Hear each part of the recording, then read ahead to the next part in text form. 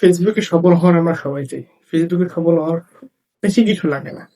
ফেসবুকে সফল হতে গেলে বেশি কিছুর প্রয়োজন হয় না।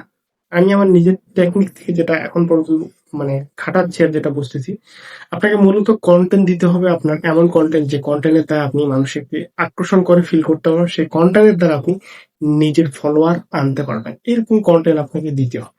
দ্বিতীয়ত যেটা, আপনার অন্যের ভিডিও তো দেখলেই চলবে না। অন্যের ভিডিও দেখতেছেন এটাতে তো ফলোয়ার আসবে, ঠিক আছে, কিন্তু অন্যের ভিডিও এমন ভাবে দেখবেন যেখান থেকে আপনার প্রতিদিন অন্য অন্য মানুষের সঙ্গে আপনার পরিচিতি বাড়বে এবং অন্য অন্য মানুষের আপনার ভিডিও দেখতে আগ্রহ প্রকাশ করবে। আপনি যখন নতুন নতুন মানুষের সঙ্গে আপনার পরিচয় বাড়বে, তারা কিন্তু আপনার পেজে আসবে। আপনার পেজে এসে আপনার পেজটাকে তারা মোটিভেট করবে বা পেজটাতে আপনার ভিডিও দেখবে।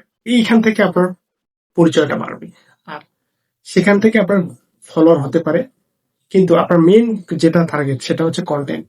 আপনার কন্টেন্টে এমন কিছু মুক্ততা ছড়াতে হবে যে কন্টেন্ট, ওই যে বললাম প্রথম পয়েন্ট, ওই কন্টেন্টের মাধ্যম দিয়ে আপনি নিজেকে এমন একটা জায়গায় নিয়ে যেতে পারবেন, মানুষকে আকর্ষণ, আপনার কথা শুনে মানুষ আকর্ষণে আপনার কথাগুলোকে গ্রহণ করবে আর তারা স্কিপ করে চলে যাবে না। তো সেই টপিক গুলো যদি মেনে চলতে পারেন, বেশি কিছু না, ফেসবুকে আহামরি কিছু নেই। এই দুটো টপিক মানলে আমি মনে করবো ফেসবুকে সফলতা হওয়া খুব সহজ একটা বিষয়, তবে নিজেকে গ্রহণযোগ্যতা